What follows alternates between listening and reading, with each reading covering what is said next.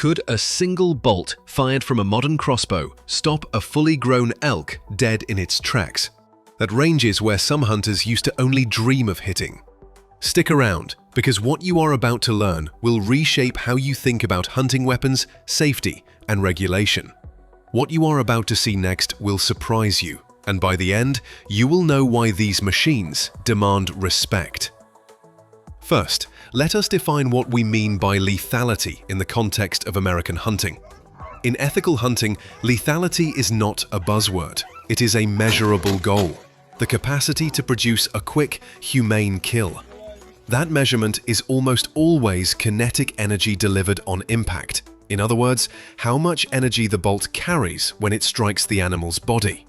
To put it simply, small game typically needs lower energy, while large game like elk and bear needs a lot more.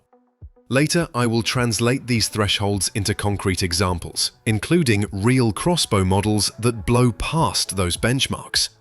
Here's the path we will follow. First, the lethality parameters and what ethical hunters look for.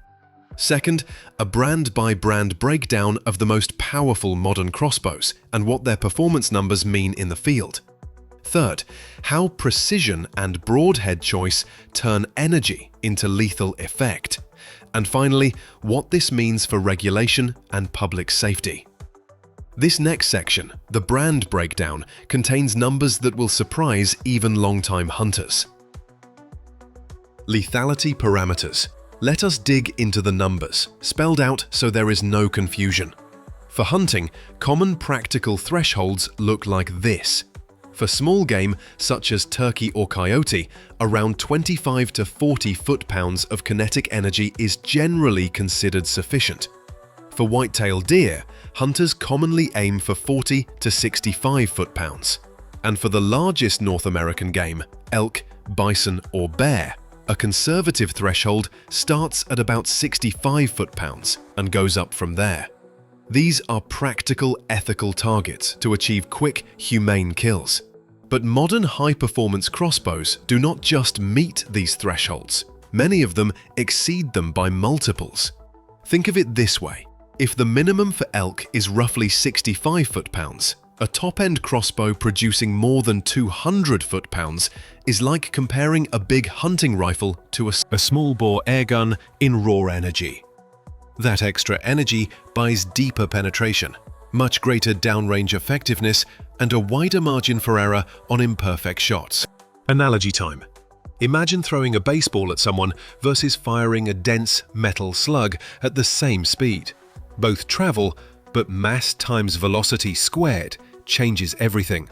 In crossbows, bolt mass and speed combine to decide whether a shot makes a clean, ethical result or not. So what crossbows actually hit those extreme numbers? Up next, brand names you have definitely heard, and the shocking numbers they claim. Let us start with TenPoint, a company that has pushed the envelope on speed and safety. Their flagship model in this era is the TRX 515 Xero. That crossbow launches a 400-grain bolt at about 515 feet per second, producing roughly 241 foot-pounds of kinetic energy at the muzzle, more than 3 times the conservative threshold commonly recommended for the largest North American game. That is enormous.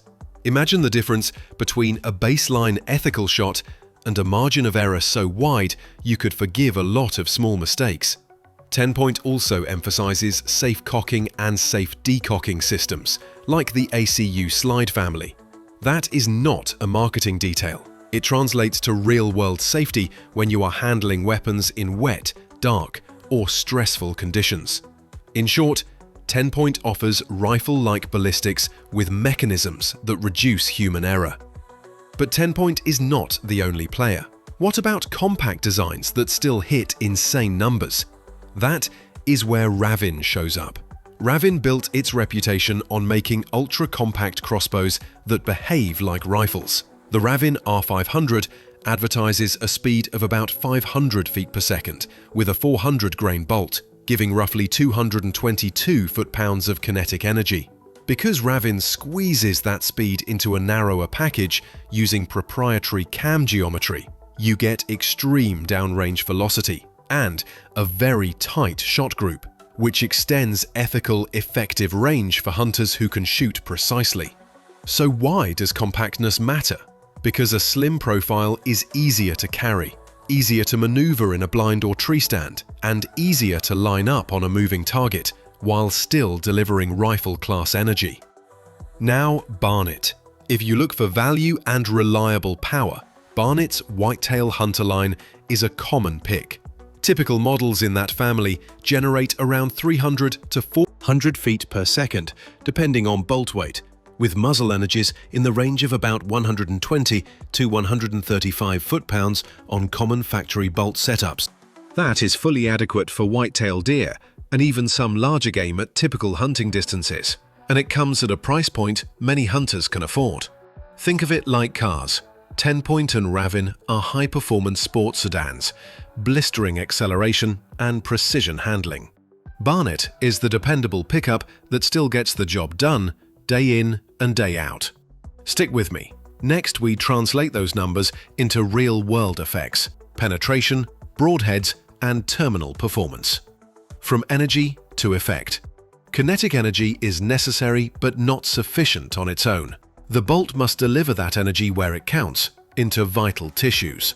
That conversion depends on three practical elements: bolt mass, bolt speed, and broadhead design. A heavier bolt at a slightly lower speed can penetrate deeper than a lighter bolt at a higher speed because momentum and sectional density matter when punching through hide and bone. Broadheads make the damage intentional. Field tips tend to cause penetrating wounds that may be survivable. Broadheads with cutting blades create catastrophic bleeding and tissue destruction. A recent review of crossbow injuries found a stark difference. Fatality was about 36% for field tip injuries, but rose to about 71% for broadhead injuries. This is a chilling reminder that broadheads are specifically designed to produce lethal wounds, and combined with modern crossbow energy, they are extraordinarily effective. What does this mean in practice? If your crossbow puts out 200 foot-pounds or more at the muzzle and you use a 3-blade broadhead, you are delivering three things at once: deep penetration, large wound channels, and high probability of rapid incapacitation, even at ranges that were unimaginable for ancient bolt weapons. Coming up next, a short field test thought experiment, real-world shots, ethical margin of error, and the consequences of misuse, plus a quick look at what regulators and public safety officials monitor. Picture this. You are perched in a tree stand, aiming at a white-tailed deer 30 yards away. With an older crossbow, your ethical window was narrow. A small miscalculation in range or a branch deflection might mean a non-lethal hit. But with a modern powerhouse like the TenPoint TRX or Ravin R500, the bolt carries so much extra energy that even if you lose 20 or 30 foot-pounds across that distance, you still exceed the threshold for a humane kill. That is what hunters call an ethical margin of error. But what happens if that same shot is poorly placed, say too far back into the gut, or high into muscle instead of lungs or heart? Extra energy cannot fix poor aim, and this is where skill matters as much as technology. And here is where things turn from hunting ethics to public safety. Medical literature confirms what many already suspect. Broadhead crossbow wounds are devastating. One review of case data showed that survival rates were dramatically lower when broadheads were involved, about 71% fatality compared to 36% with field tips. That means misuse, accidents, or deliberate attacks can have lethal consequences nearly on par with firearms.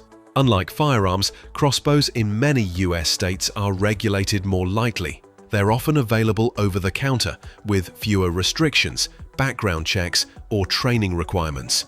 For public safety officials, that discrepancy is troubling. A weapon that can deliver over 200 foot-pounds of energy with surgical precision is in practice just as lethal as many rifles within 100 yards. And yet, crossbows remain celebrated tools for ethical hunters. Tools that, when used correctly, can be more humane than many alternatives. So the debate is not only about danger, but about responsibility. So, How lethal are modern crossbows? The answer? Far beyond what most people imagine. With speeds that exceed 500 feet per second and energies surpassing 200 foot-pounds, today's high-performance crossbows like the TenPoint TRX or Ravin R500 are not just adequate for hunting North America's largest game. They are over-engineered to guarantee deep penetration and quick, ethical kills. Even value models from Barnett deliver more than enough punch for whitetail hunting across the country. But with great power comes great responsibility. These weapons are designed to end life efficiently. In the hands of ethical hunters, that is a virtue. In careless or malicious hands, it becomes a public safety concern. That duality is why crossbows inspire both admiration and debate. If you found this breakdown eye-opening, share your thoughts in the comments. Do you think crossbows should be regulated more like firearms, or left as they are? Hit subscribe for more deep dives into the world of hunting weapons, ballistics, and technology. And check out the video linked here for a look at how modern airguns are evolving into serious hunting tools. Trust me, what you'll see there will surprise you just as much.